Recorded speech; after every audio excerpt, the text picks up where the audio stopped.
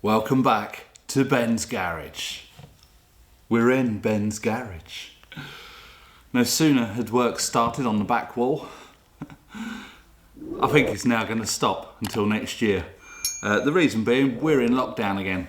I don't know if people follow the news or if you're in France. As of midnight Friday, so today, we're under lockdown. Schools are still open. Shops are still open.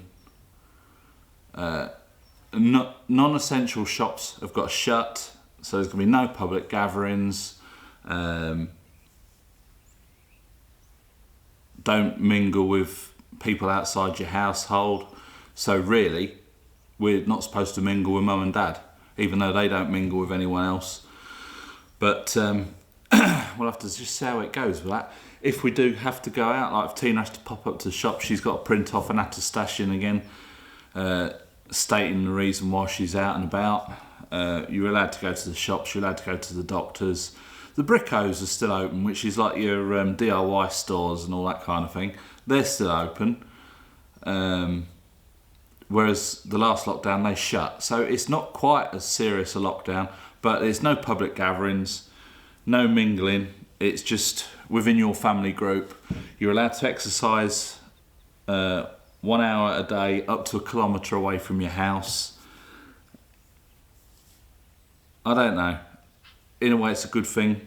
I mean, the virus, the numbers are going up and the deaths are going up. I said, because the numbers were going up quite high. And I said to Tina, people aren't going to take notice of that until the deaths start coming up. I know it's not a nice thing to say, but until the deaths start coming up, people aren't going to give a monkeys. I just say it's just like the common flu. For us, it's not really a big deal because we don't go out anywhere. Tina goes out shopping. She's probably going to cut that down now. You know, she goes once a week. We should probably knock that down to once a fortnight, even once every 3 weeks. It's just the fresh stuff that, you know, you have to get. Well, we don't have to get it, but it's just nice to have fresh vegetables, isn't it? Because our vegetables didn't do that well this year. But we did make a start on the back wall. We're almost halfway up. Dad was due to come over on Thursday and get another cup Thursday. He was going to come Thursday, Friday. He wouldn't have been able to come on Friday, but Thursday it was absolutely peeing hard with rain. And Tina, I don't know if you know in other videos, the Hobbit, she's got a bad shoulder. Well, physio comes out to me once a week, and I'd happened to mention that she was in pain with her shoulder. And he said, oh. So he had a poke around. He specialises in shoulders, as luck would have it. So he had a bit of a poke round with the Hobbit's shoulder on Tuesday and told her not to mix up the concrete. So I've put that off. I said, look, because I don't mind, if I can get down to where the cement mixer is, I can do it. But because it's so bloody wet, all we've had is rain. A few days like this, it's absolutely glorious today, as you can tell. For a few days like this, the ground dries out enough, I can get down there on the wheelchair. But as it is, I couldn't have done it yesterday.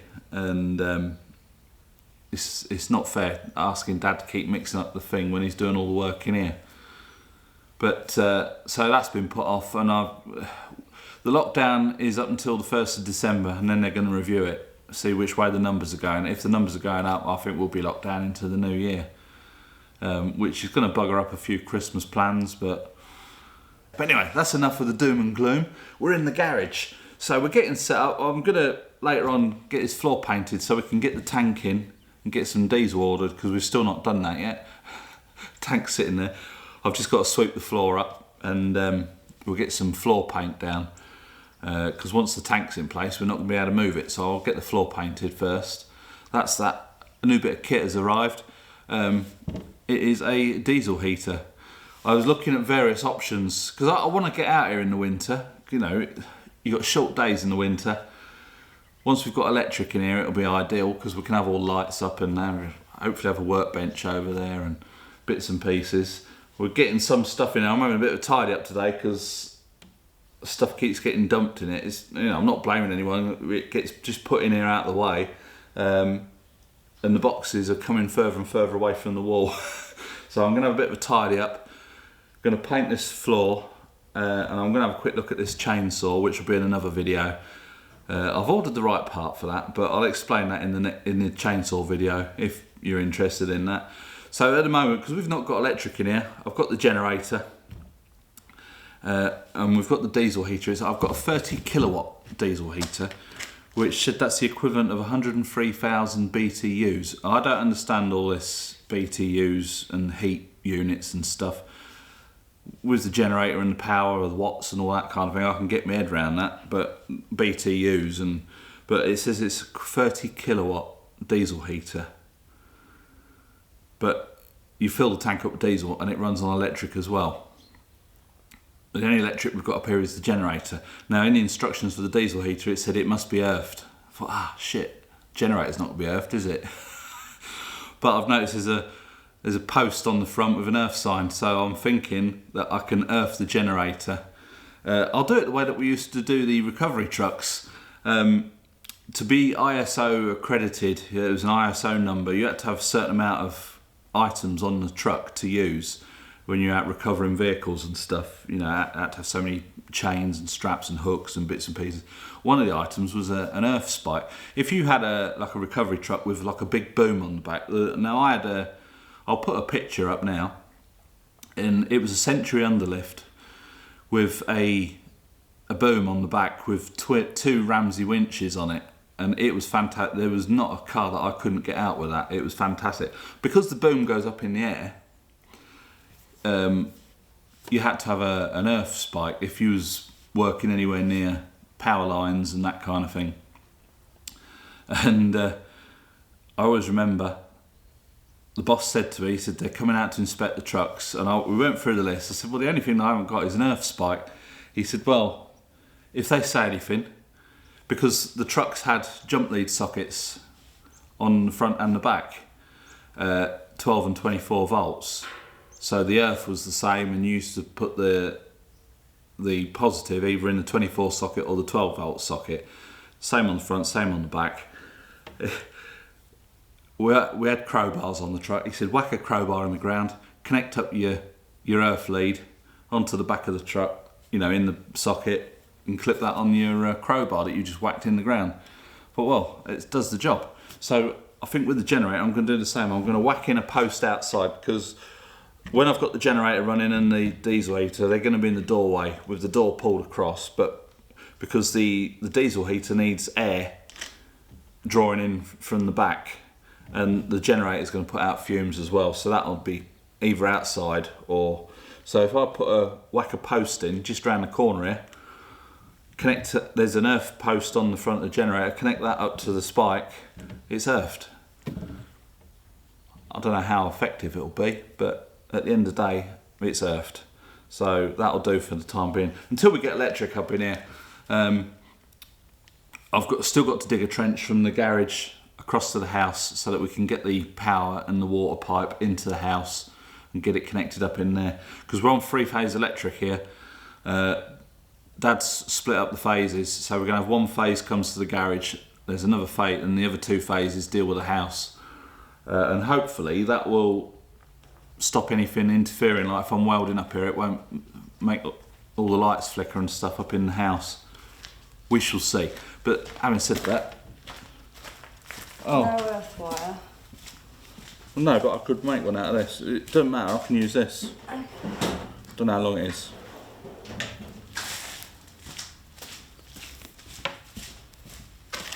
Oh, yeah, forgot you nut like that. So I've got the old, going back to the generator with the earth, Tina remembered that the old battery charger that blew up, which was probably my fault more than Tina's, because I told her to crank the power up, but it wasn't power, it was 12 or 24 volts, and she put it up to 24 volts on a 12 volt car system. And anyway, when I threw it out, I thought, well, I'll cut the leads off, don't like to throw anything out, but the actual battery charger was junk, it all melted inside. These leads are still quite good. So I might put a ring terminal on the end of there, bolt that on the generator, and that can just clip on the the spike outside. So that's that sorted, isn't it? But yeah, I've got to dig a trench to the house so we can get the electric in, and we'll run one phase up here. I've already got the electric cable coming in under the concrete floor, coming onto the wall up there, and it's all coiled up outside. Nice big fat thick cable, and I think I've just got to get a junction box up on the wall with all the circuit breakers and stuff, because we want to run some power into the shed out the back, and then I want a lot of sockets in here, plenty of light and plenty of sockets. I don't want to be hunting for power, and and running extension leads for everything. So if I've got plenty of power sockets about, that'll be ideal. But yeah, we are getting there slowly. So the wall's coming up nicely. I'll just take you to a clip of that now. I'll just show you a bit. And what we're doing is every so many courses, we're running some rebar through the wall, laying it on the blocks, through the back wall, the weak wall. Dad's had a bit of a push on it, and it's not that bad. It only wobbles when you hit it with a digger, which I'm trying to avoid that now. But and then what the plan is, because the rebar's sticking out the wall the other side, and at some point we'll just weld some bits on outside, and that'll strengthen all that up. He's tying in the pillar, the back pillar over there. He's tying that into the wall as it goes up. This block wall is going to be as strong as anything in here, really. He's tying the pillars into the block wall, so it should be nice and secure. There are cracks around the building, down in that wall, over in that corner. If we can sturdy it up, we're never going to be able to close the gaps up, but if we can just shore it up so that it doesn't get any bigger, then I'll just fill the gaps up with expanding foam and then just trim the sides up. I don't want it airtight in here because there's going to be fumes. The roof is not airtight. There's gaps all the way around the roof where it comes down to the wall. It doesn't want to be airtight in here because the diesel heat is going to be running in here over the winter. If I've got a car in here that's running, the fumes can go up and they can go out. Oh, there's a flutterby. What's the date today? 30th of October. We've still got butterflies about. But it's a lovely day today. It was absolutely no clouds this morning. It's just building up now. But we've got 2 or 3 days of nice weather now, so we've got some other jobs to do outside. I'll probably, if I'll do any videos of that, it'll be over on the Mad Dog Farm channel. So this one's just for the garage. But yeah, I just thought I'd do a bit of an update because we've not the videos I've been putting out weekly have just sort of been videos that I've had in the archives. I really want to get on with some video. I've got some videos planned for the Range Rover, which that's what brings all the traffic to the channel, as you all know. I've told you before. So yeah, that's developments in the garage. Range Rover's sitting out there. There's a chap coming to.